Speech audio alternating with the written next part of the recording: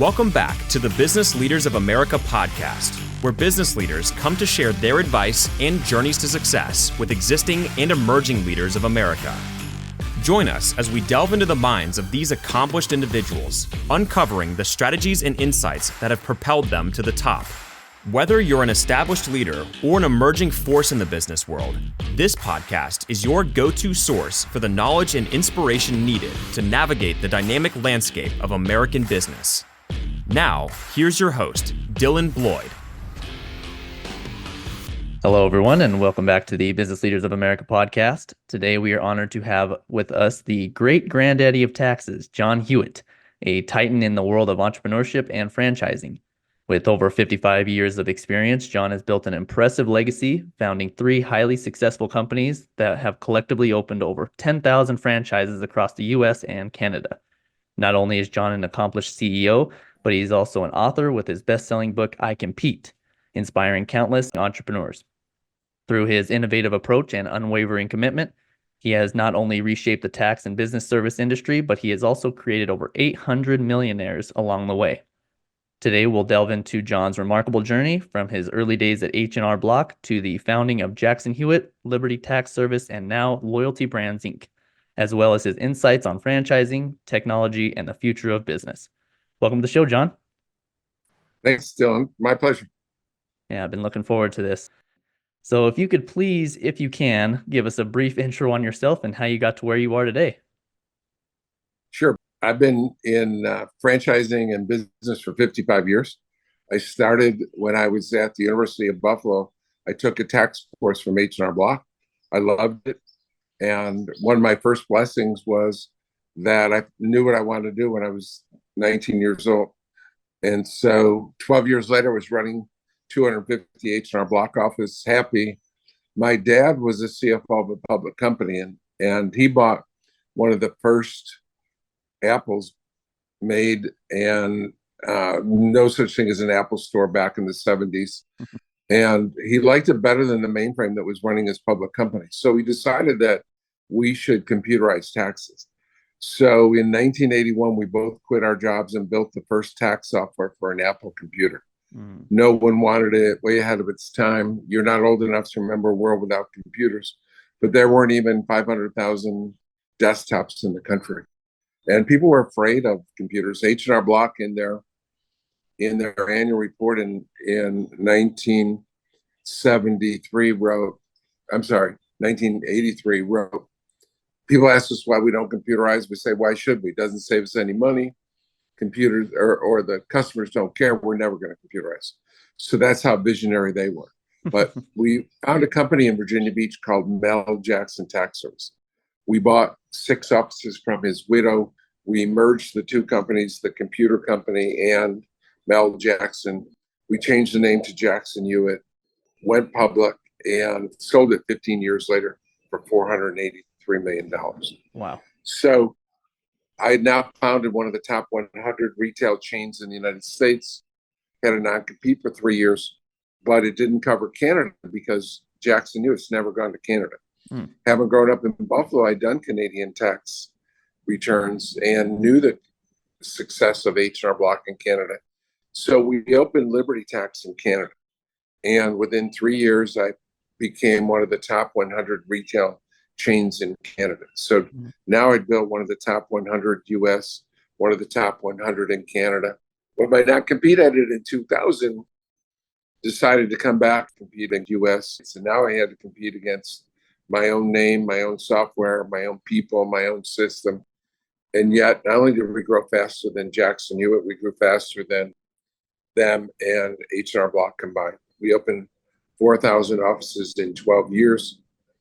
Top 10 fastest growing franchisor ever, and another top 100 firm. I'm the only person that's founded 2 of the top 100 retail chains in the United States. And of course, I did it once in Canada. And public company, again, worth $500 million. Again, I sold my stock. And now I'm on, they say third time's a charm. I'm on my third venture, major venture, which is Loyalty Brands. And under Loyalty Brands, we have 8 different franchisors. So I had one franchisor at Jackson Hewitt, one at at Liberty, and now I have 8 different franchisors at Loyalty Brands. So that's my 55 years in a nutshell. Wow, that is incredible. Was it strange initially competing against a company that had your name attached to it, something that you guys worked towards and building, and obviously it was great to sell, but was it strange at first competing with Jackson Hewitt? A little bit. The only real nuisance was well, I guess there was a couple of real nuisances. Even though it was 3 years later, some of the people at Jackson Hewitt were angry that I was competing with them. Mm-hmm. But worse was whenever I was quoted in, or I was on a TV spot or radio spot or quoted in the magazines or newspaper, they often made the mistake of saying John Hewitt from Jackson Hewitt instead of John Hewitt from Liberty Tech. So it was a bit of a nuisance in that I almost wanted to tell them, instead of John Hewitt, call me the tax man. I was getting Jackson Hewitt publicity because my name was Hewitt. Yeah, I was going to say that had to have been a little bit of a challenge, at least, because especially with everyone assuming that you're still with the business and then competing in a different country, they're always probably assuming that you were still with Jackson Hewitt. So I can see that. So from Jackson Hewitt to Liberty Tax and now Loyalty Brands, what common principles have guided your entrepreneurial journey and how have they contributed to your success? The number one principle that and I've been in the franchising business, so this applies. This phrase applies to franchisors, and it sounds simple, but believe it or not, most franchisors don't understand it and don't live by it. It comes down to happy, successful franchisees. And the reason we have both happy and successful is sometimes people aren't making money and they're still happy. It's hard to believe, but some people like what they do so much they're not making money. So it requires a good return on investment of your time and money, and that you enjoy the industry, you enjoy the company, you enjoy the people that you work with. If you have happy, successful franchisees, you're unstoppable. If you don't, you can't grow. And so it's that simple, that we're dedicated to happy, successful franchisees. Now, in a normal business, and part of that is in a normal non-franchise world, it's happy, successful employees. In Nuts by Herb Kelleher about Southwest Airlines development, he said, if you want customers to be treated as number one, you have to treat your employees as number one. So it's really happy, successful employees and happy, successful franchisees. And that's why we call it Loyalty Brands, because I have so many hundreds and hundreds of people that are loyal to me from all of my past career. I want to touch more on that a little bit later about franchisees and what you look for in franchisees. But before we do that, I did want to talk more about the tax preparation and how you completely transform the game when it comes to enhancing tax preparation and conducting tax returns electronically. So now I'm sure that's probably the only way they do it, right? Electronically. I'm not sure if anybody is doing it any other way. So as a pioneer in utilizing technology, how do you see the role of technology evolving in the future of tax and business services industry? I think that technology is more and more important every day, every week, every month, every year. It's getting more and more important in making human beings more efficient and effective. And they're inventing more and more ways to use technology to aid and assist human beings to be better prepared and better qualified to do their jobs. Okay. Do you think that it's going to affect it all, do you think AI is going to take over tax preparation, or do you think it's still going to require people to be doing that for you? Do you see that in the future at all? Our customers, there are 60% of Americans pay someone to assist them with their tax preparation. That's been the same for 20 years. That hasn't changed. It grew from the time I started in 1969 until 2005. But since then, it's remained about the same. So the people that require assisted preparation, most of them want to know before they leave the office how they've done. So AI is not going to be a major change in their lives. in the way they do tax returns in preparation. It's going to be in things like medicine, for example, when you go into and they already have these tools that when you go into an emergency room, you now can type in some symptoms and outcomes, likely diseases or likely problems, and we're much more efficient in certain industries. But we pay close attention to changes in technology, changes in society, changes in customer needs and wants, and we haven't seen yet in almost any industry where they've done a good job yet of monetizing AI, even though they talk about it and it's the hottest, virtually the hottest thing in technology. I haven't seen the effective use of it in en masse yet. Yeah, you're right. I couldn't agree more. People are getting excited about it. It is evolving, but not as fast as probably people would like it to. And whether it's going to take over an industry or not, who knows? We'll see that in the future. But yeah, I appreciate you touching on that. Thank you. So you've created over 800 millionaires. We got to talk about this. Over 800, that is unbelievable. You also state in your book that you believe anyone can become a millionaire. So with that being said, what do you believe are the essential attributes or mindsets that contribute to becoming a millionaire and an entrepreneurial success? Well, very simplistically, in the most simplistic way, to become a millionaire or wealthy, you need to find something you love to do, work hard, and persevere. Those are the key elements of developing wealth. And it's interesting that in school they don't teach you the four most important things in life. They don't teach you about God. They don't teach you about being a significant partner or other. They don't teach you about how to raise children, and they don't teach you how to create wealth. But it starts with finding something you enjoy. Nothing that comes easy is worthwhile.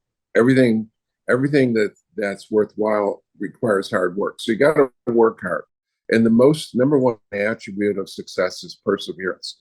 I've never seen anyone skate through life without adversity. Everyone has to face their wall, their obstacles. Everyone gets knocked down. And the people that are successful keep getting back up. The people that don't get back up, they lose. So the winners get back up over and over again and trudge on. Do you always feel like you had that mindset growing up? Did you always kind of know that you were going to be successful in that area, and then transitioning from corporate America to becoming an entrepreneur with your father? Did you always know that you were going to be successful? Yeah, I have one of the unique things about me is I have just an overriding self-confidence. And when I was a kid, I thought I would become a millionaire very young and just go have fun. And then I realized in the journey that once you get that big check at the end of the rainbow, it's just anticlimactic. You have to enjoy the journey. So yes, but I've always been very, very self-confident, very, very blessed, and I was poor. I grew up poor. So I'm not sure why I was so cocky and knew that I was going to be successful, but I was successful. I'm a competitor, and in everything I did, whether it was sports or school or everything, I was very, very competitive and as a result, very, very successful. You speak about it a lot in your book about giving more than you receive. Why do you think that that's important? And is that a part of becoming successful, is making sure that you're always giving more than you receive? Absolutely. The number of reasons that I've been so blessed with bringing in 5,200 franchisees and founding two companies with investment of less than 20 million. My two companies became worth $1.5 billion, public companies. The simple reason I've done that is that I always want what's best for every person. And I always try to do more for every person I come in contact with than they do for me. And I realized that, and I didn't really understand it until when I was in my 30s and I began to get wealthy, that you can't outgive God, that the more you give, the more you receive. And it's virtually never you get more from the person you give it to. Something else good happens in your life. Most people are ungrateful. Most people are, in my opinion, are inadequately grateful for what you do for them. So if you only did things to get people to be grateful, then you would stop doing them very, very quickly. Mm-hmm. But what I learned is, as I was doing things for people, other good things were happening to me in my life. So, yeah, I believe that you have to give more than you receive.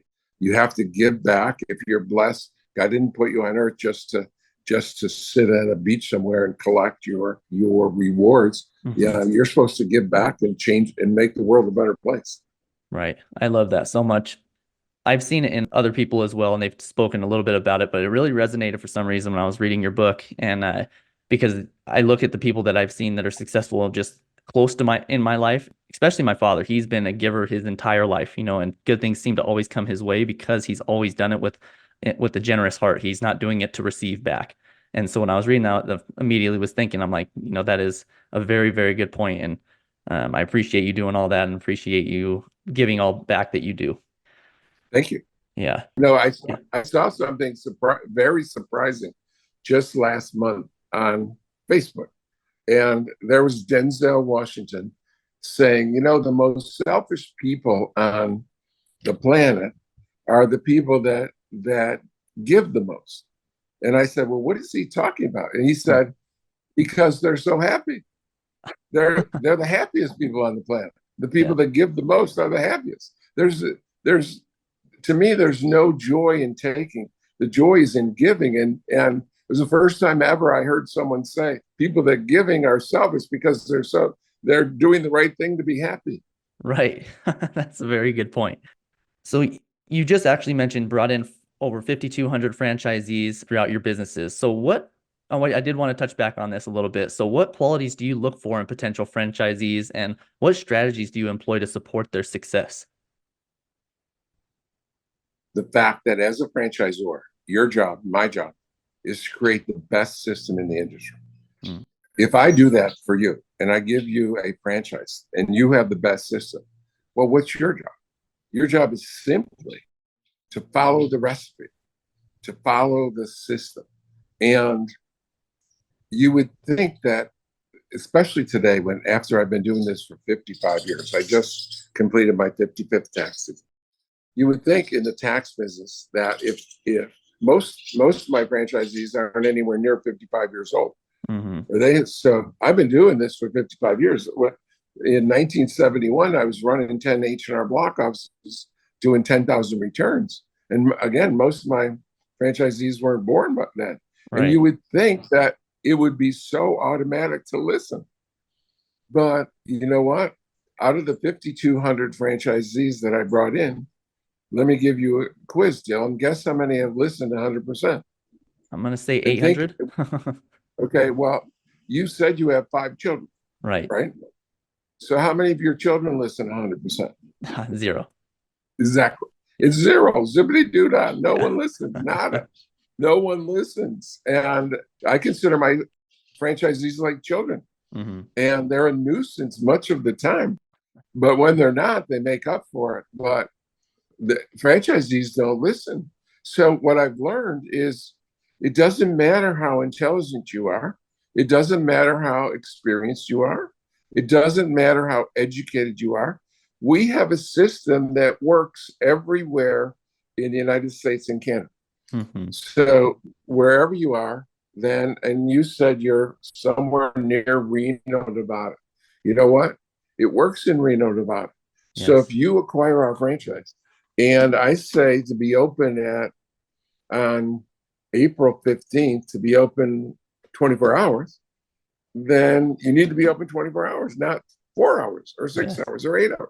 And if you follow the system you do incredibly well, and all the way to millionaire. If you get the best they follow 98%, 99%. Some people go out of business and fail. They listen less than 90%. So the secret is very simple.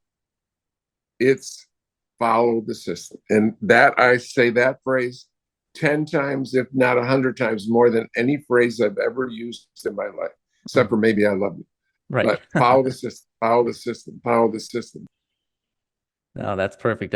That's another part in the book that I love because I love the analogy with the family. It's because it's true. You're in the stories that you tell in your book, you're talking about how people are just not listening to what you tell them. And I've been doing this for quite a while. Give me some credit, and so you've figured out the system, you've learned from your mistakes, and easy to pass that on to people, and still they want to make their own mistakes. And it really is similar to your children. It's the exact same way. We were all probably hard-headed when we were young. We want to learn for ourselves, but if you want to be successful, you already put a system in place. Why not follow it and be successful? Over 800 millionaires have obviously listened, and, probably a lot more than that as well. If they didn't quite hit that millionaire status, I'm sure they still were pretty successful. Yeah, most are successful. Sure. Mm-hmm. So I did want to shift gears a little bit, and I want to talk a little bit more about Loyalty Brands. So can you tell us more about Loyalty Brands Inc. and its mission in the franchising industry? Yeah, we're a combination of 8 different franchisors, and so our goal is to help new franchisors grow more rapidly than they would without us. So we merged with a number of them. We divorced a few of them because they wouldn't listen. Okay. Our job is to mentor them, and I've built 2 companies, top 100 companies, so retail chains in this, and so we know what to do. Plus, I have contacts all over the country with the 5,200 franchisees I brought in.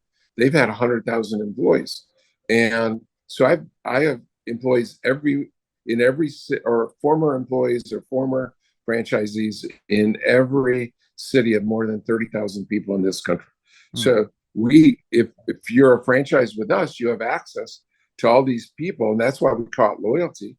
All these people that have worked with me in the past, they're potential employees, they're potential customers, they're potential franchisees. But we we also add cross-market. Our fastest growing franchise is Zoom and Grooming, mobile dog grooming and mobile pet grooming. Our largest franchisee there has 5,000 customers. Well, all 5,000 need a tax return, so they can use our ATAX brand tax return. And our largest ATAX office does 5,000 returns, and they have 3,000 of them have pets. Wow. So many of them need dog grooming. So we do it with cross-marketing, mentoring, and introduction to all the people around the country who have worked with me in the past and are loyal to John Hewitt. No, that's great. So how do you see Loyalty Brands evolving into the future? And do you have opportunities that you envision for franchise growth and expansion? Do you see expanding into additional franchise markets? If I was 35 years old, I might do that. But at 75 years old, I'm going to continue. We will probably sell off a few of the brands and end up focusing on just 2 or 3 industries. So, and that's because of my ability to focus and interest is I can be too diversified if I have too many brands, and I'm an integral part in our organization. Yeah, focusing on the ones to make sure that they're successful. Obviously, it makes sense to, if you grow too fast and focus on too many, you're not going to be able to put all of your focus on those ones. So that makes total sense. Yeah, people talk about the 80-20 rule. That in any group, 80% are average, and then you have your top 20 or your bottom 20. So we focus. We're going to eventually focus on just the best of the best. No, that's great. That'll be nice on you guys too, to be able to focus on that. So how can people engage with you and learn more about Loyalty Brands, as well as get a hold of your book, iCompete? Well, I'm at loyaltybrands.com, and if any of your listeners want a free copy of my book, they can just send me an email at john@loyaltybrands.com, and I'll send them a book. So it's an Amazon bestseller. You could buy it on Amazon, but if you just just ask for a copy. We'll be glad to send you one for free. Oh, that's incredible. Free book. Yeah, don't miss out on that. Anyone who's listening, make sure you guys send that email off, and that would be great. So thank you for that. Can they connect with you on LinkedIn at all? Are you on LinkedIn or anywhere there? I am on LinkedIn. I have getting close to 20,000 links on LinkedIn. Happy to connect with anyone on LinkedIn. And plus, I do a weekly show where I give mentoring advice to aspiring and new entrepreneurs. Well, that is great. So that actually leads me towards this last question before we go. So what advice do you have for aspiring entrepreneurs looking to build successful franchise businesses and leave a lasting impact on their industries?